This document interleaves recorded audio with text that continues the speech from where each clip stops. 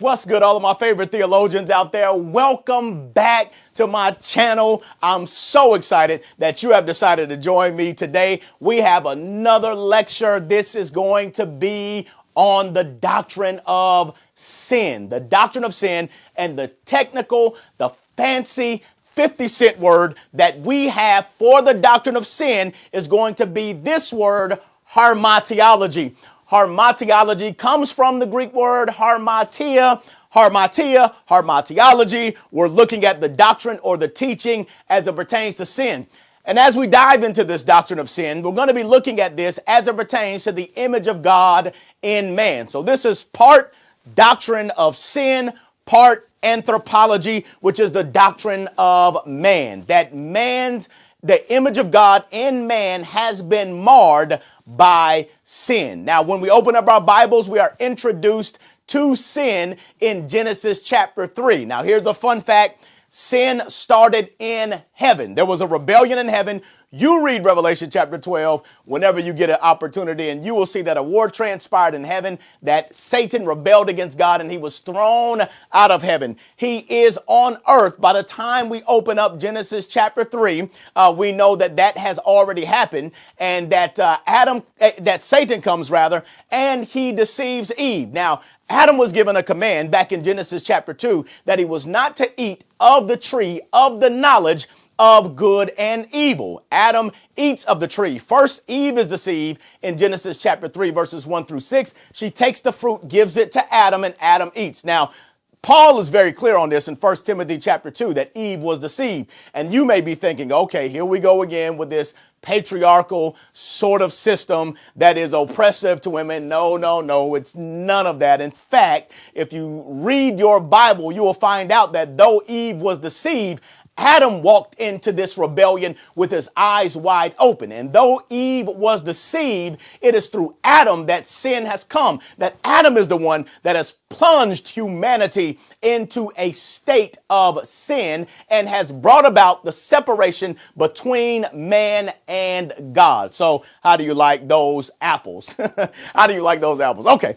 So here we are. We're in the garden. Adam plunges humanity into sin by being disobedient to God and eating of the tree that God told him not to. And what this event does is it brings about three occurrences when humanity rebels against God. Number one, it brings about death because God told him that if you eat of the tree, then you will surely die. Secondly, it brought about separation from God because they are put out of the garden. And then thirdly, the image of God in man is marred. Now, when Adam sins against God, God comes, Genesis chapter 3, verses 8. I'm going to put that here. Genesis chapter 3, verses 8. God comes in what is known as a theophany. A theophany. I'm going to write that here for you. A theophany is an appearance of God. The Bible says in Genesis chapter 3, verses 8, that God comes. Some translations reads this way, that God came in the cool of the day. In fact, that's the translation that I grew up with, that God came in the cool of the day. If you read, I have a lexicon. I have a few lexicons in my study. There's one particular lexicon, which is known as the Halot, Halot. And that's an acronym that stands for the Hebrew Aramaic lexicon of the Old Testament. There's an entry in the Halot that translates that phrase, cool of the day, as the wind of the storm. So God comes not in this nice little gentle breeze, but if that translation is allowed, then God is coming in the fierceness of his anger. And that makes sense when you think about how Adam and Eve reacted to the coming of God, hearing God's footsteps, so to speak. And so Adam and Eve, they flee from the presence of God. They are barred from the Garden of Eden, and then they begin to have children post-fall. post-fall, meaning that they are not having children in the image of God. They're having children, Genesis chapter 5, verses 1 through 3, they're having children in their own image and in their own likeness. And the Bible brings out that detail in high definition, that they're having children in their own image and in their own likeness. Well, what is that image and what is that likeness? That image is marred by sin. We are born separated, alienated from God. We are born offensive to God, under the sentence of death because of our sin, an original sin that was passed down from our first father, Adam. That image needs to be restored. And so what the Bible is doing from Genesis chapter 3 is it's moving us along through a series of narratives and stories that tell us, for one, that sin only gets worse. It does not get better. Sin only gets worse. And that's a point of the biblical narrative that we must keep in mind. That sin, I don't care how many laws you pass, I don't care how many politicians get voted in office and say they're going to fix things. Sin only gets worse. Only God can remedy the issue that pertains to sin. Secondly, what the narrative of Scripture is doing, it is moving us to the end of the story where we end right back up in the garden. So you got to stick around. But in order to get to the garden, we have to go through another tree. This tree shows us, and this is the cross. So I'm just going to give it away. All right. This is the cross. And what the cross shows us is that sin is against God. So there's a vertical aspect with regards to our sin. But sin also shows us that sin is also against man. When we sin, it is one against God. And when we sin, it is always against man.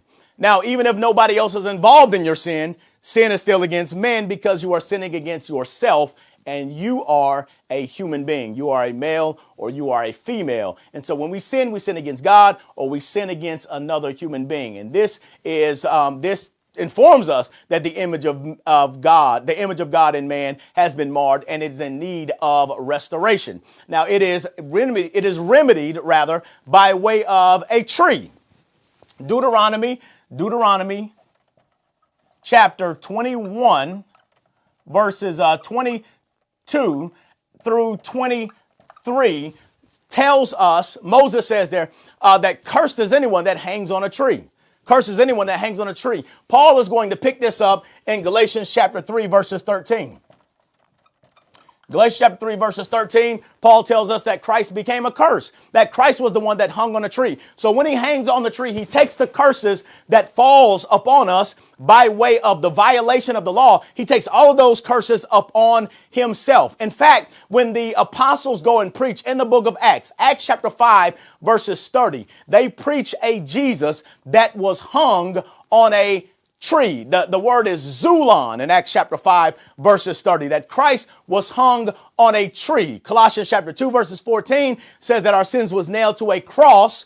Acts chapter 5, and that word cross in Colossians chapter 2 is the word staros. In Acts chapter 5, the word is zulon. So it's clear that this cross was a tree. And as Christ hangs on the tree, all of the curses that should have fallen upon that, all the curses that were ours for the violation of God's law, being born in a state of rebellion against God, Christ takes all of that upon himself. He nails it to a cross. Again, Colossians chapter 2, verses 14, he nails it to a cross. He takes it out of the way. And so all of the decrees of the law and the demands of the law that were written on this slip of paper, so to speak, Christ erases the paper, balls it up, throws it away, so that even if the paper was found, the charges are gone. And so Christ takes all of that upon himself, and that we, through faith in him, are being moved from this tree in the Garden of Eden to this tree by going through this tree. So we end up back in the garden in the book of Revelation. Revelation chapter 22, verses 1 through 3. There is another tree, and the Bible tells us that this tree has leaves, and the leaves are for the healing of the nations. For the healing of the nations. The leaves are for the healing of the nations. Why do the nations need healing? The nations need healing because sin is a sickness, and the sickness is healed through the cross of the Lord Jesus Christ. The prophet Isaiah said in Isaiah chapter 53 that by his stripe, and that word stripe there is singular, by the singular stripe that caused his death, we are healed. And so we're put back again in the garden. Revelation chapter 22, we are right back where we started. We started in the garden. We end up in the garden. There was a tree in the beginning.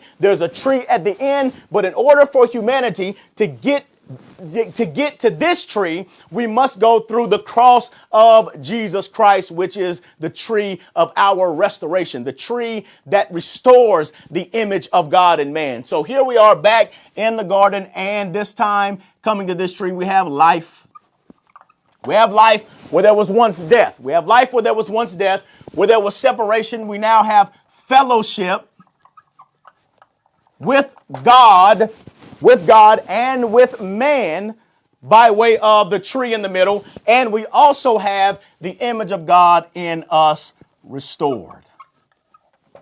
The Bible is moving us from tree to tree to tree. Without this tree in the middle, what do we understand about sin? That it only gets worse. It only gets worse, and that no law can fix it. No legislator can fix it. No president, no politician, no ruler of this earth is able to fix what sin has done to man, only through Jesus Christ. And so the image is restored by faith in Christ. And the Bible is showing us that in order for us to get from the garden to the garden, that we must go through this barren place, which is known as the cross of Jesus Christ. Listen, I hope this lecture was helpful for you on today. I'm so thankful that you have tuned into this lecture. I hope to bring you more lectures just like this in the future. In the meantime, if you have not subscribed, please subscribe to the channel. If you have any questions or any comments that you want to leave down in the comment section, please leave those for me. And I look forward to interacting with you to the best of my God-given ability. In the meantime, or until we see each other again, please remember this, that all good theology is practical theology. I will see you on the next one.